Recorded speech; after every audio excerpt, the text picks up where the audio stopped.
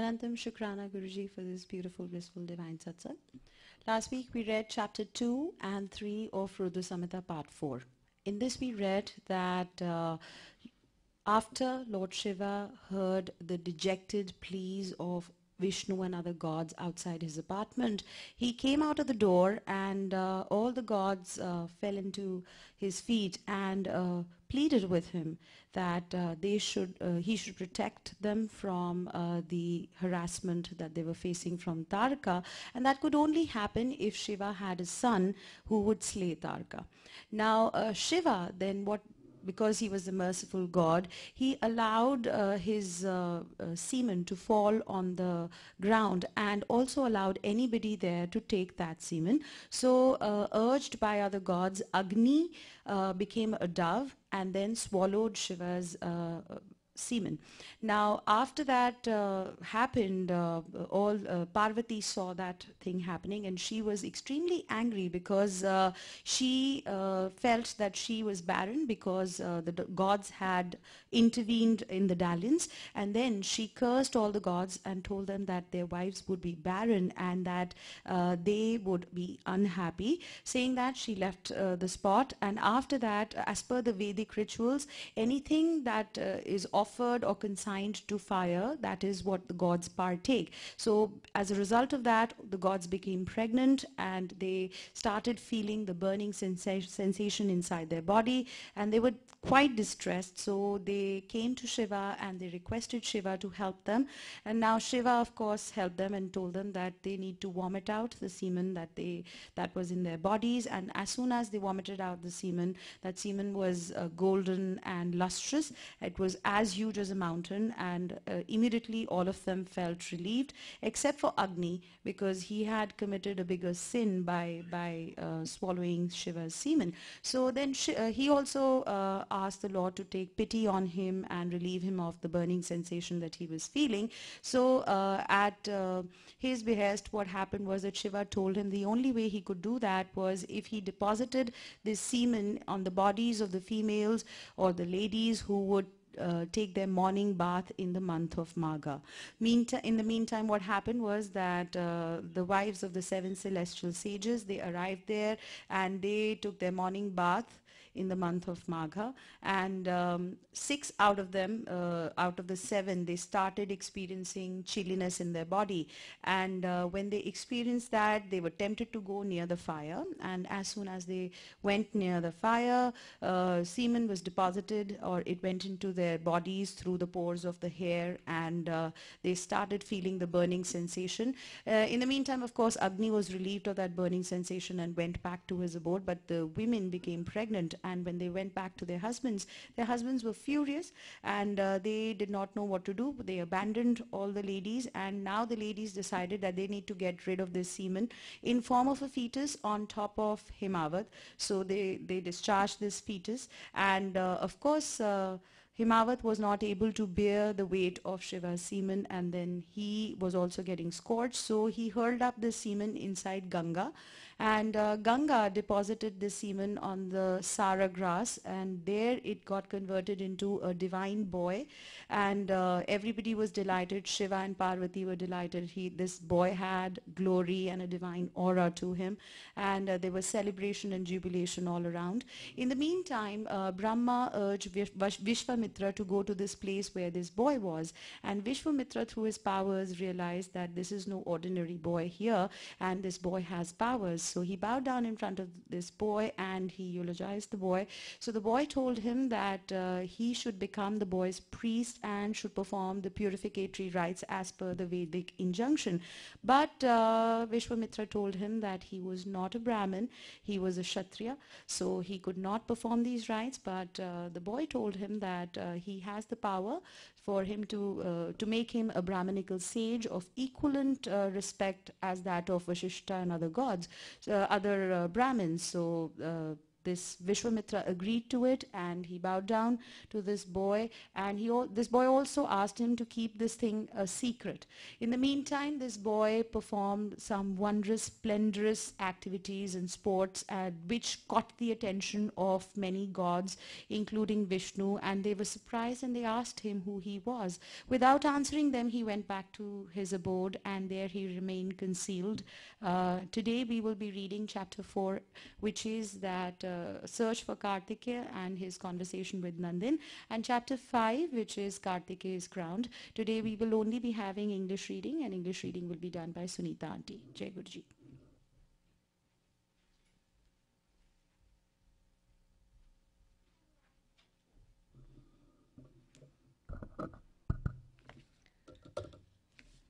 Jai Guruji, Shukrana to Guru Sahib for granting me this opportunity.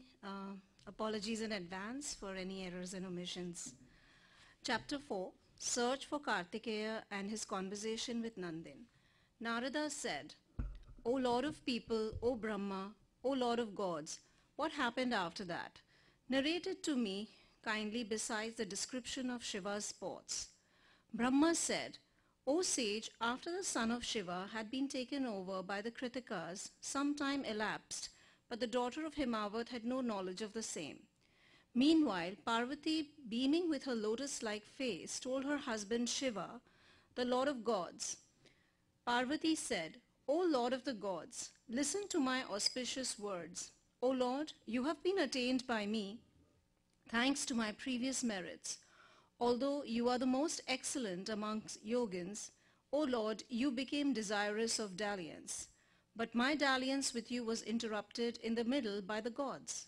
O Lord, your semen fell on the ground and not in my womb. Where did it go? Among the gods, by whom could it have been concealed? O Lord, infallible is your semen. How can it be fruitless? Or has it developed into a child somewhere? Brahma said, O great sage, on hearing the words of Parvati, the Lord of the universe called the gods and the sages and laughingly said to them, Lord Shiva said, O gods, listen to my words. Has Parvati's statement been heard by you? Where has my unfailing semen gone? By whom has it been concealed? If he, out of fear, falls at my feet quickly, he may not be punished. If a king competent enough does not rule firmly, he will be harassed by the subjects. He cannot be a protector. Brahma said, on hearing the words of Shiva, and after consulting one another, they replied one by one. They were so afraid of the great Lord. Vishnu said, let those who have concealed your semen incur the sins of those who utter lies, of those who outrage the modesty of preceptor's wife, and those who are engaged in insulting the preceptor always. Brahma said, let him who has concealed your semen anywhere in the holy centers of Bharata be debarred from the privilege of serving or worshipping you. The guardians of the quarter said, let him who has concealed your semen suffer continuously from the pang as a result of that sinful action. The gods said, let him who has concealed your semen incur the sin of that stupid person who does not fulfill the promise he himself has made.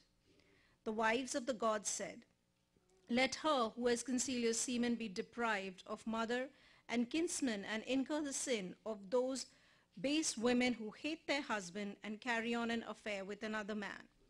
Brahma said, on hearing the words of the gods, Shiva, the Lord of the gods, threatened Dharma and others the cosmic witnesses of all activities.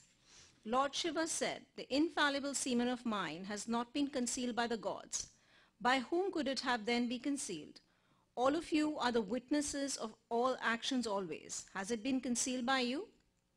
Have you come to know of it? Please narrate. On hearing the words of Shiva, they nervously looked at one another and spoke before the Lord one by one. Brahma said, the infallible semen of Shiva, infuriated at the intervention in the course of his sexual dalliance, fell on the ground. This was observed by me.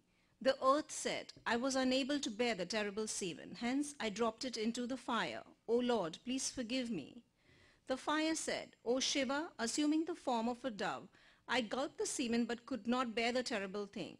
Hence I immediately dropped it on the mountain Kailash.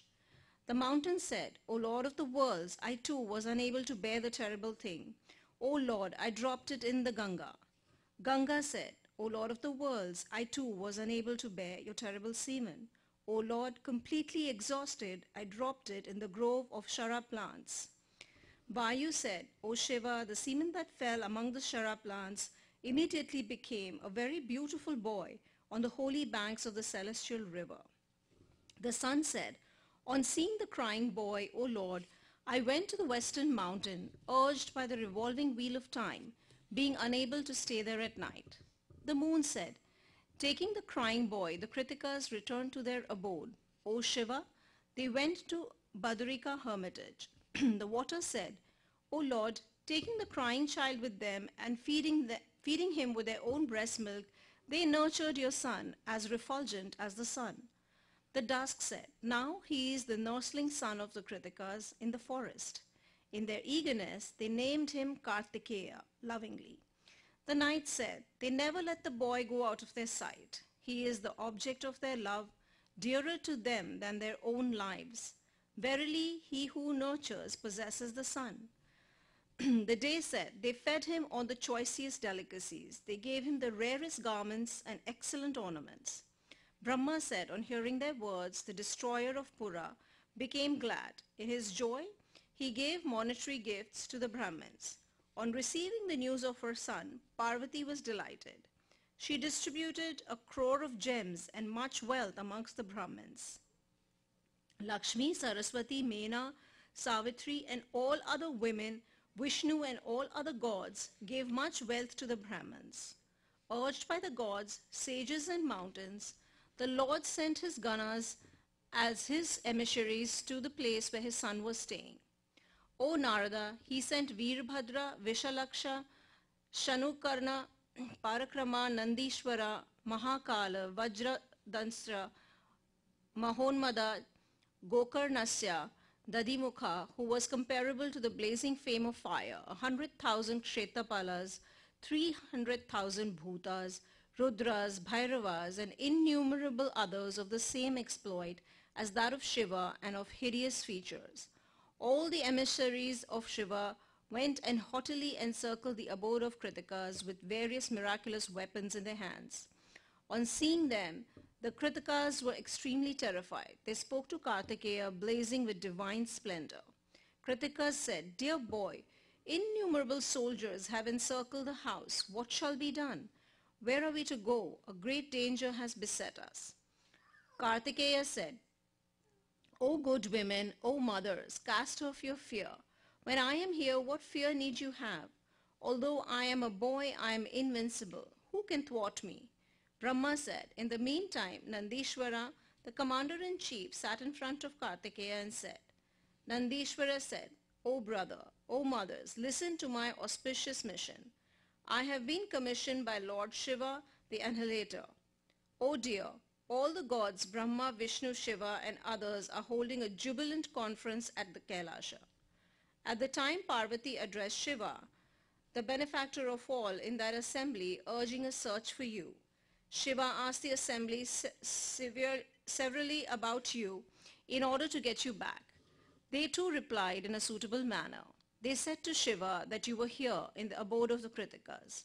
Dharma and others who are the cosmic witnesses of all righteous and unrighteous activities revealed your whereabouts.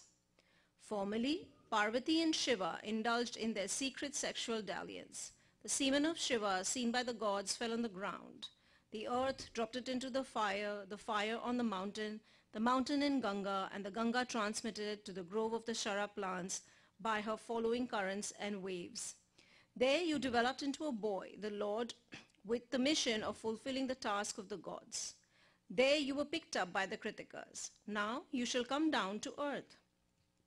Shiva will be crowning you in the company of the gods. You will get miraculous weapons and will slay the demon Taraka. You are the son of the Annihilator of the universe, and these Kritikas are impatient to gain possession of you, as the dry tree tries to conceal fire within its hollow, though it is incapable of holding it. You are brilliant enough to illuminate the universe. You do not fit in well in this abode, just as a majestic elephant fallen in a deep well does not retain splendor. You can shed splendor if your brilliance is not hidden, just as the sun illuminates the world only when it is not hidden by the cloud. In the matter of omnipresence in the universe, you are alone Vishnu or Shiva's son. The all-pervading sky is not pervaded by anything else. A yogin is not entangled in the activities of nurturing himself. The soul is not involved in the physical activities. You are the creator of the universe. You are the Lord. Your place is not among these. You are a mass of attributes and splendor as the soul of a yogin. O brother, those who do not know you are of damned intellect. Although the toads and lotuses are in the same pond, toads are not honored. Kartikeya said, O brother, you know everything. You are perfectly wise, possessing the knowledge of the past, present, and future, since you are an attendant of Shiva. Hence, no praise of yours is specifically called for. O brother, people get reconciled to whatever form of species of life they are born. Their own actions are responsible for their birth, and they are satisfied. The Kritikas are wise women of yogic practice. They are the digits of Prakriti. They have helped in nurturing me with their own breast milk. I am their fostered son. They are my own part and parcel. I am born of Prakriti and the semen of the Lord of Prakriti. O Nandikeshwara, I am not severed from the daughter of the Lord of the Mountains, who is virtually my mother, just as these ladies on the basis of virtuous rights. You have been sent by Shiva. You are like a son unto Shiva. I am coming with you. I shall see the gods. After saying so and hurriedly taking leave of the Kritikas, Kartikeya started along with the attendants of Shiva. Chapter 5. Kartikeya is crowned. Brahma said, in the meantime he saw an excellent, lustrous and wonderful chariot made by Vishwakarma. It was commodious with 100 wheels. It was beautiful and had the quickness of the mind. It had been sent by Parvati and was surrounded by the excellent attendants of Shiva. With an aching heart, Kartikeya, born of the semen of Lord Shiva, the perfectly wise and endless being, got into it. At the same time, the distressed, grief-stricken Kritikas approached him with disheveled hair and began to speak like mad women. Kritikas said, O ocean of mercy, how is it that you ruthlessly leave us and go? This is not a virtuous thing for a fostered son to forsake his mothers. You have been brought up by us affectionately. Hence, you are our son in virtue of that. What shall we do? Where shall we go? What can we do?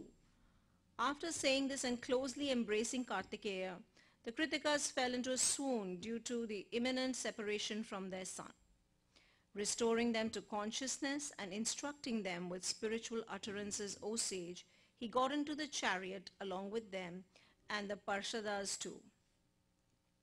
Seeing and hearing various auspicious and pleasing things, Kumara went to the palace of his father along with the Parshadas. Kumara reached the foot of a Nyagrodha tree at Kailash in the fast chariot along with Nandan seated to his right. There, Kumar, the son of Shiva, an expert in divine sports, waited along with the Kritikas and the chief of Parshadas in great delight. Then all the gods, sages, siddhas, charanas, Vishnu and Brahma announced his arrival. Then in order to see him, Shiva, along with Vishnu, Brahma, the gods, sages and others went there. Many conches, bheris and turyas were sounded. There was great jubilation among the delighted gods. Veerbhadra and the other ganas followed them with different chiming cymbals, beating the time and sporting about. Eulogizing and being eulogized, they sang songs of praise. Shouting cries of victory and obeisance, the delighted people went to see the excellent son of Shiva born in the grove of the Shara plants. Parvati caused the entire outskirts of the city fully decorated with Padmaraga and other gems. The main highway was rendered beautiful and auspicious. The 30 goddess Lakshmi and others stood in front along with chaste ladies whose husbands and sons were alive, and Parvati stood ahead of them. At the bidding of Parvati, the smiling celestial damsels, Rambha and others, dressed gorgeously, were engaged in singing and dancing. Those who looked at Kumar resembling Shiva saw a great halo pervading the three worlds. Immediately, they saluted Kumar, who was enveloped by the brilliant halo, the luster of molten gold, and the refulgence of the sun. With shoulders stooping down and eagerly engaged in shouting the cry of obeisance, they flanked him to the right and the left and stood by. Vishnu, Indra and I, as well as the gods, prostrated on the ground and went round Kumar. In the meantime, Shiva and Parvati, highly delighted and jubilant, came there and saw their son. On seeing his son, the great Lord Shiva, the sole kinsman of the universe, along with the great goddess Parvati, was filled with pleasure and love. The Lord, who wore snakes on his body, was surrounded by Pramathas. On seeing Parvati and Shiva, Kartikeya got down from the chariot immediately and saluted them. Embracing him with love, Shiva kissed Kumar on the head. That is the cause of great affection, was highly delighted. Embracing him in great excitement and melting with love, Parvati suckled him at her breasts. The Niranjana rite was performed by the delighted gods in the company of their wives. The sages adored Kumar with the Vedic chants, the musicians by singing songs, and others by playing upon musical instruments. Placing Kumar shining with brilliant luster on his lap, Parvati shone with glory as the greatest among women who carried sons. At the bidding of Shiva, Kumar in the company of his Ganas came to Shiva's abode. He felt very happy in the company of jubilant gods. The couple shone simultaneously, being saluted by the sages and surrounded by the important gods. Kumar delightedly played about in the lap of Shiva. He teased Vasuki round Shiva's neck with his hands. Seeing that sportive act with his merciful vision, Lord Shiva spoke about it to Parvati laughingly.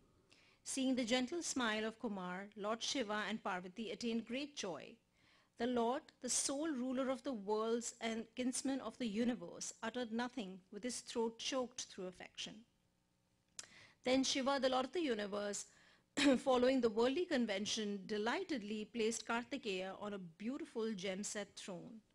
With hundreds of gem-set pots filled with the waters of holy centers sanctified by the Vedic mantras, he performed his ceremonial ablution joyously.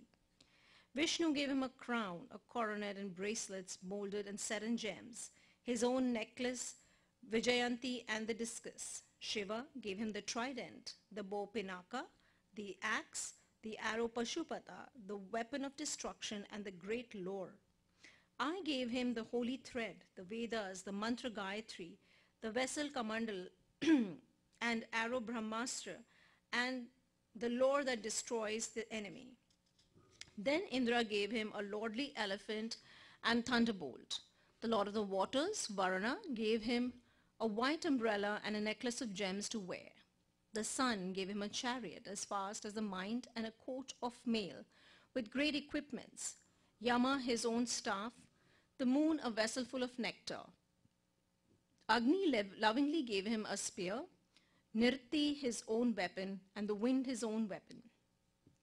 Kuber gave him a mace, Shiva a spear, the gods different kinds of weapons and implements.